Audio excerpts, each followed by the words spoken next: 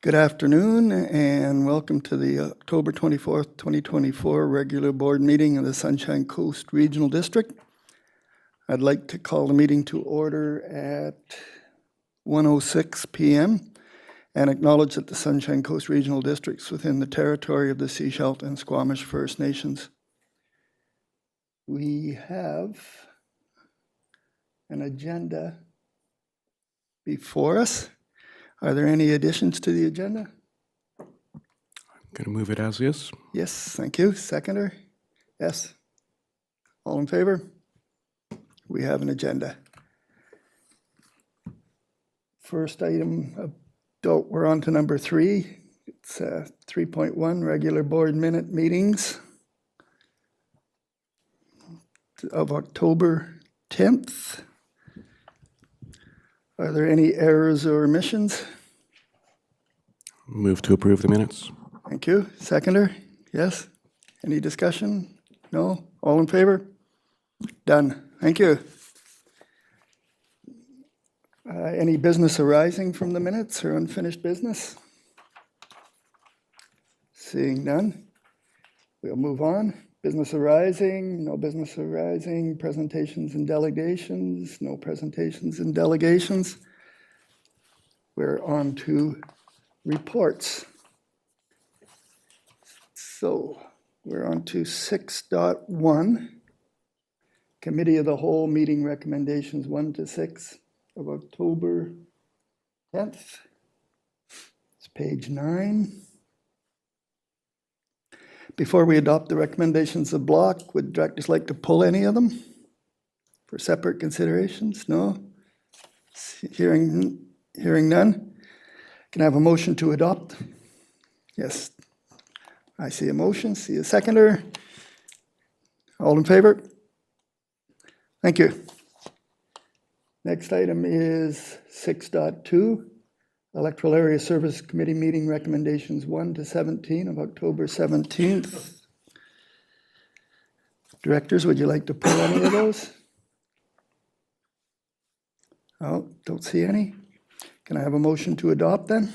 Yes, Director Gabius, seconded by somebody second those things. Yes, Director Bax, thank you. All in favor? Done. So we're on to 6.3, which is a Finance Committee meeting recommendations number 1 to 5 of October 17th, 2024, which is on page 20.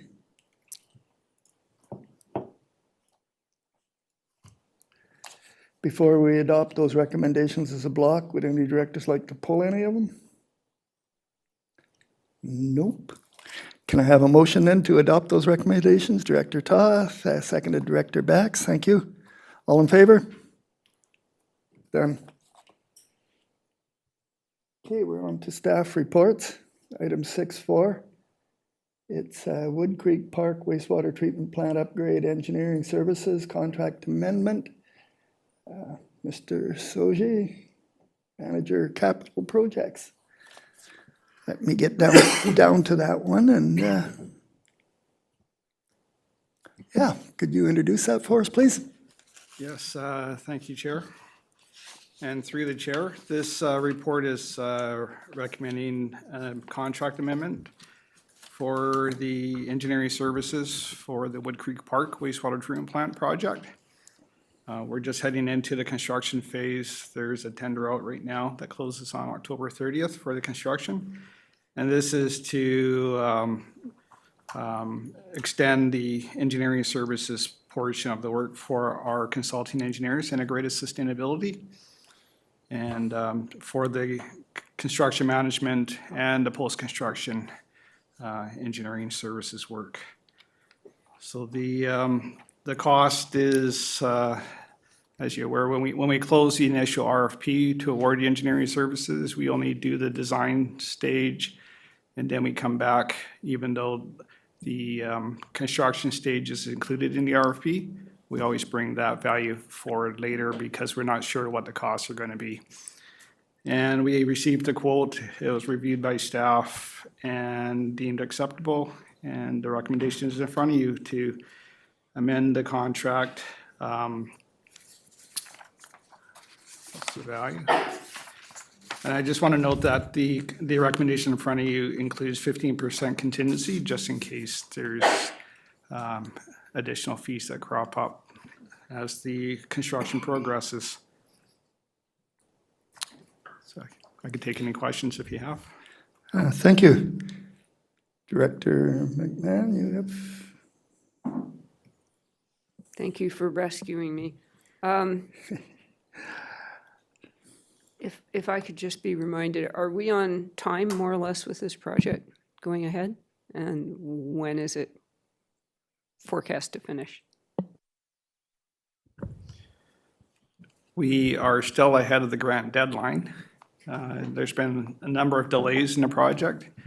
But yes, the tender closes October 30th. Included with that tender for construction will be a schedule provided by the contractor that will be evaluated. But yes, we're hoping that, I'm hoping to bring that award recommendation to the board at the November 28th meeting if everything goes smooth. And hopefully be mobilized most likely in January and completed in spring. Awesome. Yes, Director McMahon? Yeah, I'd like to move the recommendations on page 23. Thank you. Do we have a seconder? Yes, Director Gabius. Any further discussions? No, I shall call the question. All those in favor? Any opposed? That passes. Thank you very much.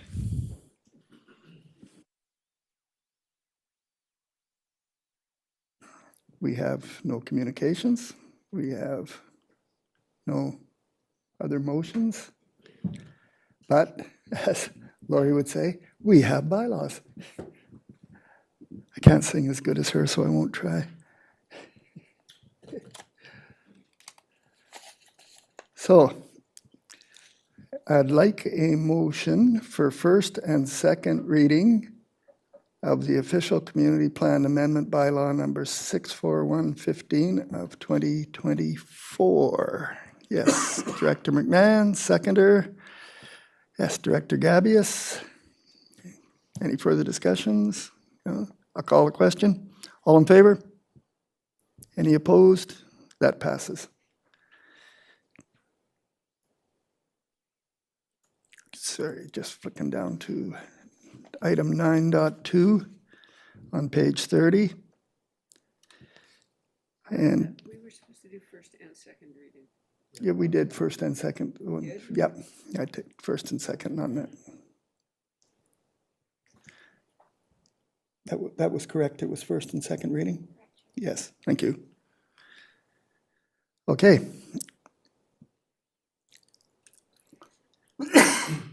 We're first and second reading for zoning amendment bylaw number 722.8 of 2024. Can I have a motion for that, please? Yes, Director McMahon, seconded by Director Gabius. Any discussions? No? All in favor? Any opposed? That passes.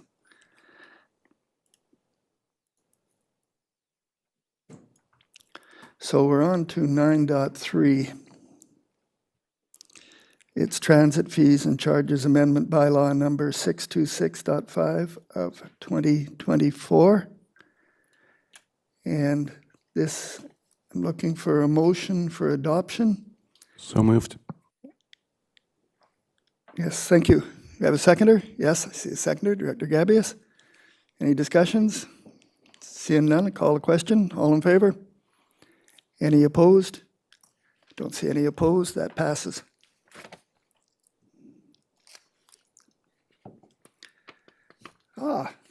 We're on to director's reports. This is good. I shall start from the other end this time. Director Bax, I'm rescuing. Thank you. So the month of October saw me being away for a number of weeks. I missed a meeting, a cow and board meeting, and my alternate came and sat in my place, and I've heard nothing but great reviews about her from my peers here. And then, so I did work quite hard with her. We had several phone meetings when I was away about the content of the meetings, and it all went very well. I'm very pleased with how she pulled that off. I attended the Thriving Communities Council meeting last Monday. I recognize that Director White attempted to join us, but unfortunately we couldn't get we couldn't get that together. But it's a very, I'd love to see you out again in person if it's at all possible, but we'll work hard at trying to create a hybrid style meeting, which we have successfully in the past, but it's a really, I think, a really interesting and useful organization of NGOs and government representatives. And we get together monthly to discuss a lot of it is poverty reduction work and the indicators of health and how we can work together to create a healthier Sunshine Coast. Then this past Monday evening was my APC meeting with they had an 87-page agenda, which is a little unusual for them. And there were some other members of the public in attendance. It went very well. We had two staff members, Jonathan Jackson and Julie Clark, who attended and made a presentation about the upcoming rollout of our public engagement for the OCP renewal process.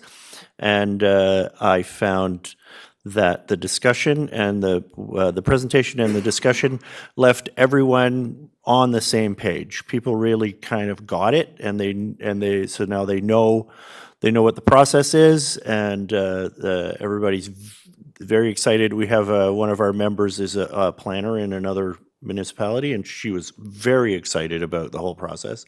And I understand that the other municipalities are going through. They're at various stages in their OCP renewal, and I'd be very interested in seeing what their updates are and how that can inform the work that we're doing here at the regional district level. Besides that, I'm going to be, for the second year in a row, I'm going to be an actor in a haunted house that's a fundraiser for the Affordable Housing Society. And can I share any more information about that? Is that okay? It's this Saturday, Sunday from 7 to 9 at the corner of U and Inlet Road. And also on the 31st, Halloween. And so I hope people can get out there. It's it's by donation, and I know the people that are behind it, parts of the members of the Affordable Housing Society have really gone above and beyond what they did last year, so it should prove to be a really exciting haunted house this year. And maybe you could just drop us a little email for a reminder so we can come and watch. I will. The poster is quite nice. It's right at Alton's house? Yeah. Oh, good. Well, I'll go to Alton's house. Yeah. Okay, thank you, Director Bax. Director Inkster, please. Thanks. Yeah, your director alternate was really pleasant. Anyway, just a couple of things to mention from Seashelt is just a couple quick things. Chamber and housing that came to us were at the District of Seashelt yesterday. Chamber will come to the other levels of government up here, including Town of Gibson's, and both groups are looking for some money, just to give everyone the heads up. So apparently TOG doesn't have any, but I'm sure there'll be a discussion. Thanks. Oh, I think we'll finish off Seashelt. So Director Toth, please. Thank you, Chair. I'm just was madly scrolling through a couple of agendas and looking for stuff to share. I don't really have much to report for this meeting. We've got a public hearing coming up for a rezoning that's going on in Sechelt to add some units of agritourism accommodation on a parcel of land that's in the agricultural land reserve, which is an interesting process. ALC has certain authorities that they do allow municipalities to set, and so agritourism accommodation is one of those things that we as a municipality have some say in. And so, it'll be an interesting public hearing. That's, I think, November 14th, so it's still a couple weeks away. But really, other than that, nothing to report. Thank you. Director McMahon, please. Thank you. I have been busy. On October 11th, I attended the AVICC executive meeting in Nanaimo. We meet 4 to 6 times a year, mostly by Zoom, but twice a year in person. And the AVICC is organizing some virtual education sessions as follow-ups to our annual conference. And we also discussed progress on the legislative reform initiative. Our AVICC president has been talking to the presidents of the 4 other area associations with the intent of bringing interested parties together for a session in January or February. And I will keep you folks up to date because it's really important.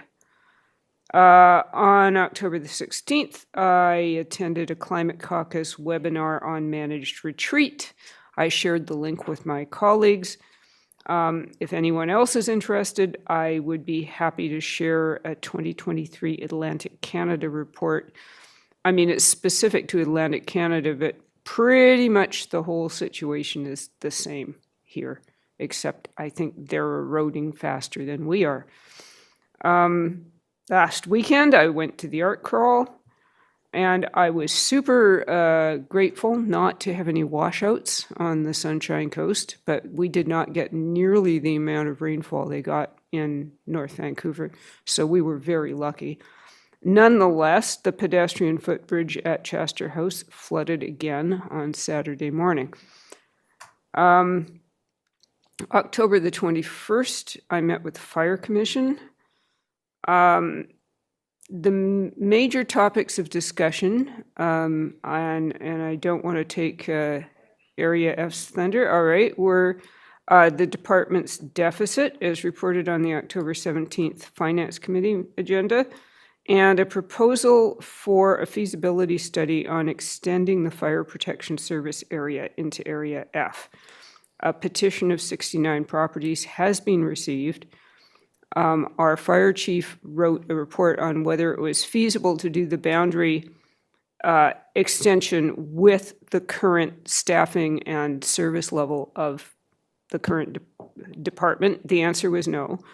So the recommended next step is a feasibility study on expansion. However, the Fire Commission declined to support the feasibility study at this time. It was voted down 3-1. And I'm just going to deliver my personal viewpoint here that such a study should eventually be done, but I think we should wait for the OCP renewal and the fire flow strategy before we do that. And we had a fair amount of discussion about the fact that the cost of fire service is escalating due to equipment costs, staffing, and rising call volumes and increased demand, density, etc. October 21st, Library Board meeting. I was impressed. They are being very proactive on the provincial front with a campaign for increased provincial funding for public libraries. October 22nd, I had the privilege of being a guest speaker on a climate solutions panel with the UVic School of Public Administration. So we had 3 guest speakers, myself as an elected and 2 staff from the Capital Regional District and the town of Sydney. And students got to ask us questions, which was cool. My APC meeting was later that evening, and it was a wonderful discussion, went on for well over 2 hours, and we didn't nearly get to the end of the topic. And finally, yesterday, I represented the SCRD as an elected at the AVICC Solid Waste Committee meeting, which was held jointly with the Coast Waste Management Conference in Victoria. So some of us zoomed in. All of the regional districts in AVICC were represented except for Mount Waddington. And every regional district provided an update on their situation with solid waste, their successes and their challenges. The challenges became somewhat repetitive after a little while, not very surprisingly. Top challenges included ICI, big one, waste collection in electoral areas, especially the more remote ones, cumbersome provincial approval processes, and the costs, escalating costs of either operating landfills or shipping. Another major issue that was identified was the need for a provincial strategy on waste from disasters, because that can just nuke your landfill in no time flat. So that committee will be reporting back with a list of the top issues identified for advocacy and an approach in terms of the priorities for addressing these advocacy issues. Thanks. Wow, were you ever busy? That's awesome. Thank you. I will just go ahead and do mine now so no one beats me. On October 16th, CAO Perot and I went on a field trip to the Pender Harbor Community Club, and they toured us around and showed us their proposed projects, which is a new roof, some insulation, quite a bit of work. Of course, they were looking for a little bit of money, but we held them off. We did a great job so far. Actually, it's if we could find some way of doing that, it would sure be great. But that's very interesting. That's a 200-person venue, which is, I think it was 200, yeah. That's a pretty big hall. So, a little aside, when I was married, that's where we had our reception a couple of years ago. On October 29th, I just recently here, yesterday, day before yesterday, anyways, not very long ago, attended the policing committee, and it actually was very interesting. And some of the highlights, they actually have a full complement of officers now, which is really nice to see. And she was quite happy to report that. Then I found out that the community liaison officer visits Pender Harbor on Thursdays, so I got to be careful on Thursdays. And there's one interesting thing I took note of is that I was looking at the category of thefts from the independent businesses, and there's quite a high count there. It's kind of shocking.